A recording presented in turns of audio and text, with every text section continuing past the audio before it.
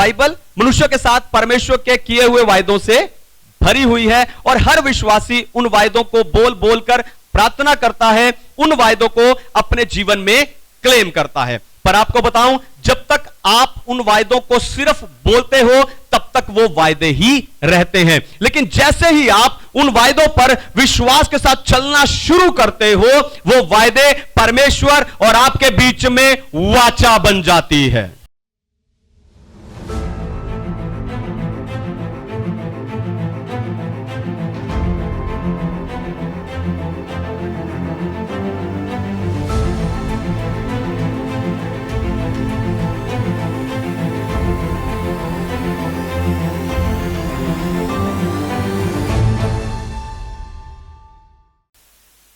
Hallelujah. तो आए आज के वचन में चले, पवित्र शास्त्र बाइबल से आज का संदेश सुने। आज का संदेश है वाचा का जीवन जीना, live a life of covenant. वाचा और वायदे दोनों में फर्क होता है।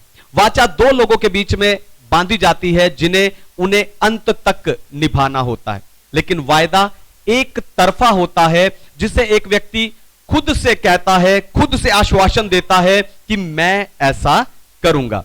आपको बताऊं, वाचा जो शब्द है वो यूनानी भाषा से आया है जिसका अर्थ है एक साथ आना।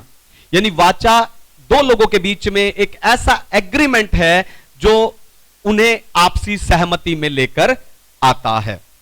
यही कारण है कि बाइबल के वायदे सदियों से सच होते आए हैं और आगे भी सच साबित होते रहेंगे। बाइबल में जब भी परमेश्वर ने मनुष्यों के साथ वाचा बांधी है तो उसकी शुरुआत खुद परमेश्वर ने ही की है।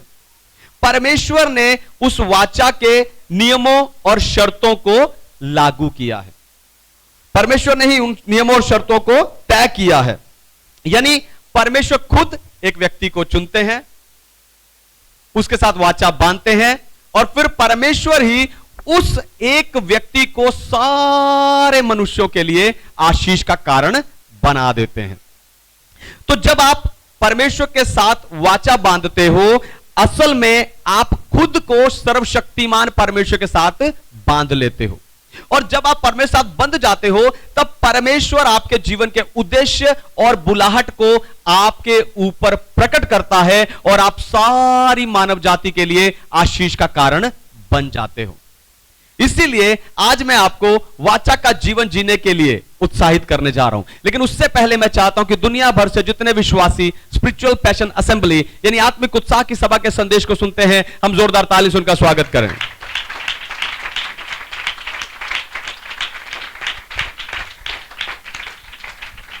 वाचा का जीवन जीना, पहली बात, वचन वाचा बांधने के लिए पहले बुलाया जाता है। कॉलिंग फॉर कवेनेंट, वाचा बांधने के लिए पहले बुलाया जाता है। पढ़िए नहम्याह की पुस्तक अध्याय 9 वचन 7, नहम्याह चैप्टर 9 वर्स 7। हे यहोवा, तू वही परमेश्वर है जो अब्राहम को चुनकर कसदियों के उर नगर में से निकाल लाया और उसका नाम अब्राहम रखा।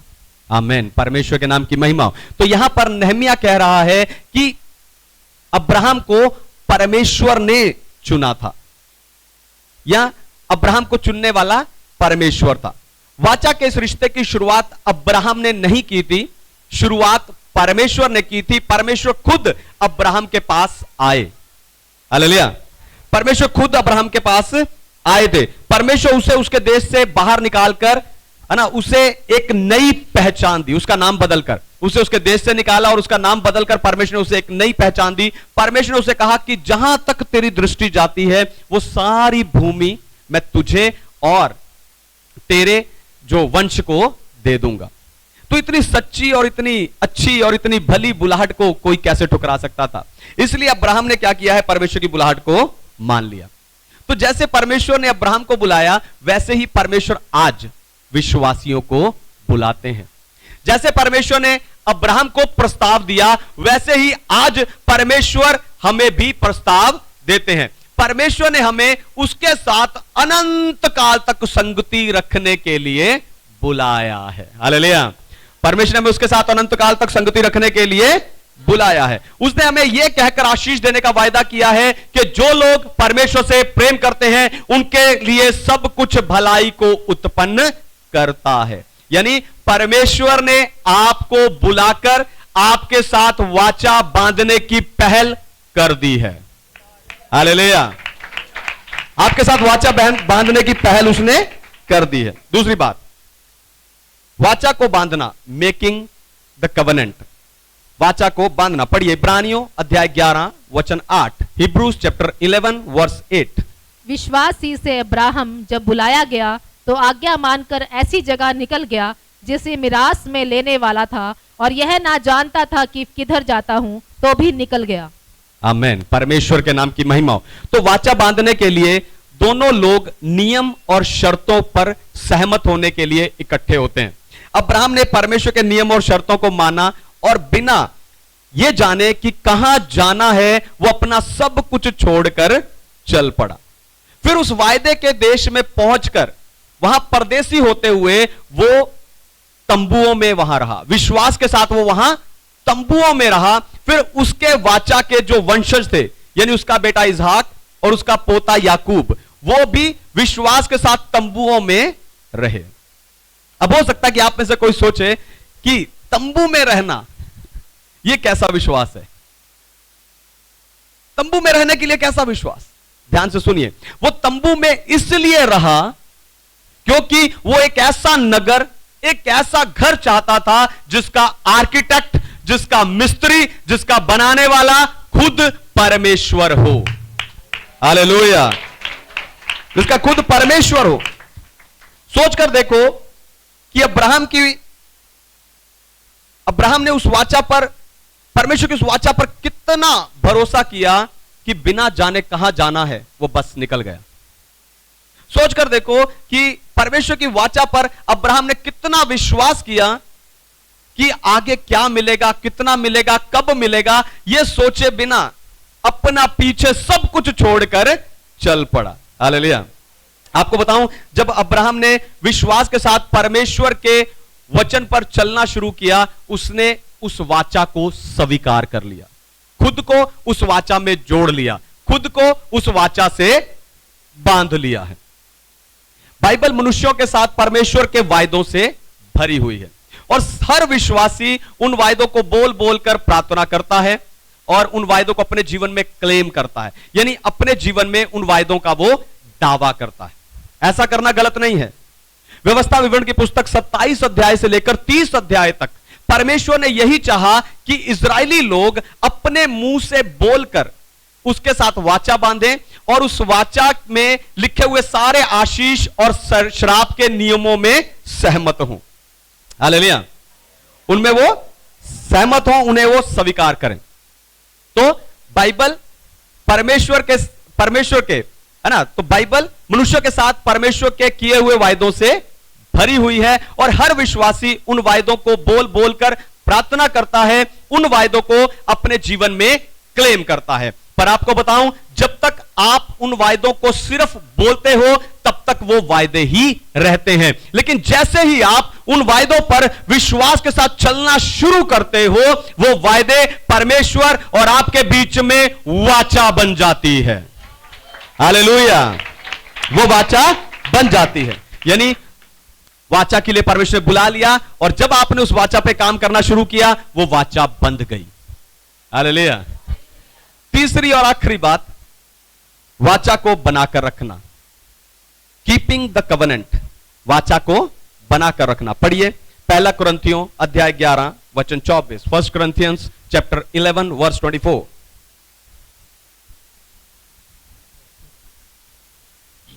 और धन्यवाद करके उसे तोड़ी और कहा, यह मेरी देह है जो तुम्हारे लिए है, मेरे स्मरण के लिए यही किया करो। आमीन। परमेश्वर के नाम की महिमा हो। तो जैसे आप पति पत्नी के रिश्ते को, माता पिता और बच्चे के रिश्ते को, अपने बिजनेस के रिश्तों को और अपने दोस्तों, ऐसे सारे रिश्तों को संभाल के रखते हो और उन्हें बनाकर रखने की हर कोशिश करते हो, वैसे ही आपको परमेश्वर के साथ इस वाचा के रिश्ते को भी बनाकर रखना है। हालेलुया। यहूदी जब फसह का भोजन खाते थे तो वो उस समय को याद करते थे कि कैसे परमेश्वर उन्हें मिस्र देश की गुलामी से निकालकर ले आया। फसह का भोजन खाने के द्वारा उनका ध्यान उस वाचा पर लगा रहता था, उस वाचा की ओर उनका ध्यान जाया करता था, है ना। और पिछले संडे जो आपने प्रभु भोज लिया है, ध्यान सुनिए, पिछले संडे जो आपने प्रभु भोज लिया है वो प्रभु यीशु के लहू में नई वाचा ही है। यानी हर बार जब आप प्रभु भोज लेते हो तब आप उस वाचा में आ जाते हो, हालेलुया। आप उस वाचा को बांधते हो, लेकिन उस वाचा को बनाकर कैसे रखना है, एक दो बातें मैं बताऊंगा, ध्यान सुनिए। पहली बात है बलिदान या सैक्रिफाइस। पहली बात है बलिदान या सैक्रिफाइस। जब परमेश्वर ने इजराइलियों के साथ वाचा बांधी तो उन्हें कुछ बलिदान चढ़ाने की आज्ञा दी। निर्गमन, गिनती, लेवी व्यवस्था की पुस्तकों में आपको उन सारे बलिदानों की सूची मिल जाएगी। लेकिन इजराइलियों ने क्या किया, इजराइलियों ने उस बलिदान चढ़ाने को रीति बना लिया। उस बलिदान चढ़ाने को उन्होंने रीति रिवाज में बदल दिया। दूसरों को नीचा दिखाने के लिए वो उनसे अच्छा और महंगा बलिदान लेकर आने लगे। कुछ लोग तो बलिदान चढ़ाकर ऐसा दिखाते थे कि हमने परमेश्वर पर ही कोई एहसान कर दिया। इसीलिए भजन संहिता 50 में परमेश्वर ने उनके ऐसे बलिदानों के लिए उन्हें घुड़का है, हालेलुया। क्योंकि जानवरों को बलिदान करते करते उनकी बुद्धि भी आपको बताऊं, परमेश्वर स्तुति और आराधना का बलिदान चाहता है, हालेलुया। परमेश्वर स्तुति और धन्यवाद का बलिदान चाहता है, इसलिए परमेश्वर को स्तुति और बलिदान हमें हर हाल में देना है। स्तुति और धन्यवाद का बलिदान हमें परमेश्वर को हर हाल में देना है, क्योंकि ऐसा करने के द्वारा आप यह दिखाते हो कि आपके पास जो कुछ भी है वो परमेश्वर ने ही आपको दिया है, वो परमेश्वर के अनुग्रह से आपको मिला है, वो परमेश्वर की ओर से आप तक पहुंचा है, हालेलुया।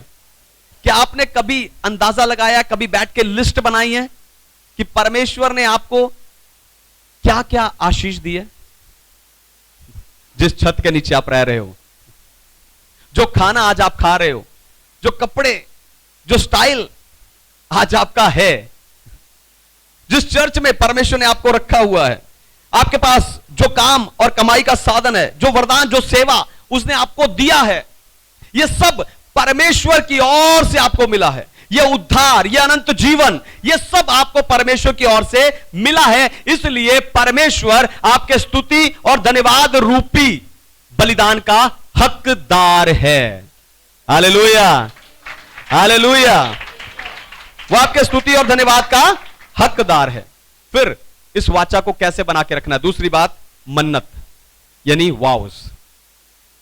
क्या है? मन्नत को मानना। पढ़िए, चले पढ़ते नहीं है, समय हम ज्यादा नहीं लेंगे। तो जब याकूब अपने घर से निकला और अपने मामा लाबान के घर जाने के लिए निकला, तो रास्ते में जब शाम हो गई तो रात में एक जगह वो रुककर पत्थर को अपना तकिया बनाकर सो गया। और उसे वहां एक दर्शन आया कि यहां एक सीढ़ी है जिस पर से स्वर्गदूत उतर रहे हैं, चढ़ रहे हैं। और जब वो उठा तो उसने जाना, उसने माना, उसे एहसास हुआ कि इस जगह पर परमेश्वर की उपस्थिति है। और उसने मन्नत मानी कि परमेश्वर, मैं एक नए सफर के लिए जा रहा हूं और इस नए सफर में मुझे नई मुश्किलें, नई चुनौतियां, नई कठिनाइयों का सामना करना पड़ेगा। लेकिन अगर आप इन सारी कठिनाइयों से बचाकर मुझे वापस मेरे पिता के घर तक पहुंचा देंगे तो मेरा परमेश्वर आप ही ठहरेगा, हालेलुया। उसने वहां वो मन्नत मानी। ऐसे ही बाज हन्ना परमेश्वर के भवन में जाकर उसने रो रोकर परमेश्वर से मन्नत मानी कि अगर तू मुझे बेटा दे तो मैं उसे तेरी सेवा के लिए अर्पण कर दूंगी। आपने परमेश्वर के साथ कितनी मन्नतें मानी हैं? हालेलुया। आपने परमेश्वर के साथ कितनी मन्नतें मानी हैं और उनमें से कितनों को पूरा किया? कितनी मन्नतें मानी और कितनों को पूरा किया है?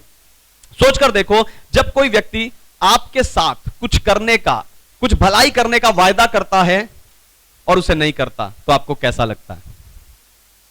आप उसका इंतजार करते रहते हो पर वो नहीं आता, उस समय आपको कैसा लगता है?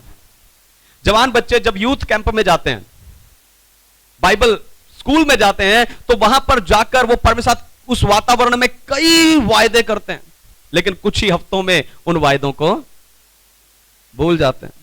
बपतिस्मा लेने के समय आप पूरा जीवन मसीह विश्वास में चलने का प्रण लेते हो, लेकिन कुछ ही हफ्ते बाद आप उसे भूल जाते हो।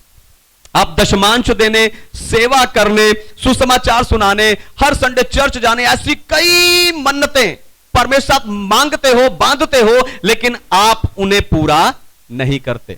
पर याकूब और हन्ना ने अपनी मन्नतों को पूरा किया है। हालेलुया।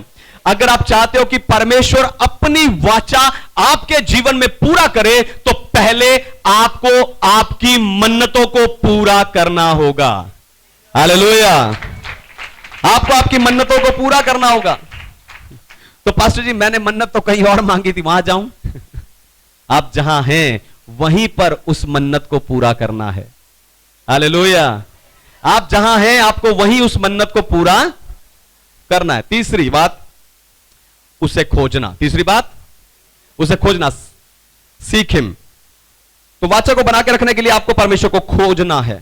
क्रूस का दुख उठाने के लिए प्रभु यीशु मसीह को सामर्थ्य चाहिए थी, और उस सामर्थ्य को पाने के लिए प्रभु यीशु मसीह गत्समनी बाग में परमेश्वर को खोजने गए, यानी प्रार्थना करने के लिए गए। और जब प्रभु यीशु मसीह ने वहां बैठकर प्रार्थना किया, परमेश्वर को खोजा, तो परमेश्वर ने क्या किया? अपनी वाचा को, जो उसने यशाया भविष्यवक्ता के द्वारा बांधी थी, अपनी वाचा को पूरा किया, हमारे पापों को क्षमा किया और उसे मुर्दों में से तीसरे दिन जिला दिया।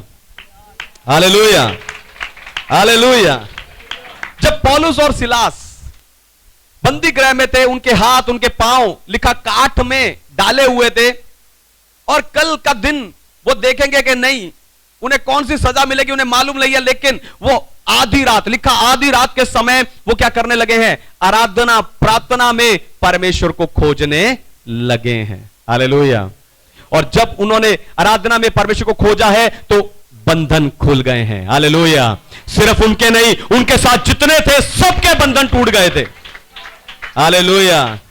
अगर आप वाचा को पूरा करना चाहते हो, वो वाचा सिर्फ आपके जीवन में नहीं, आपके घर, आपके परिवार, आपके आसपास के लोगों के जीवन में भी पूरी होगी जब आप परमेश्वर को खोजेंगे। हालेलुया।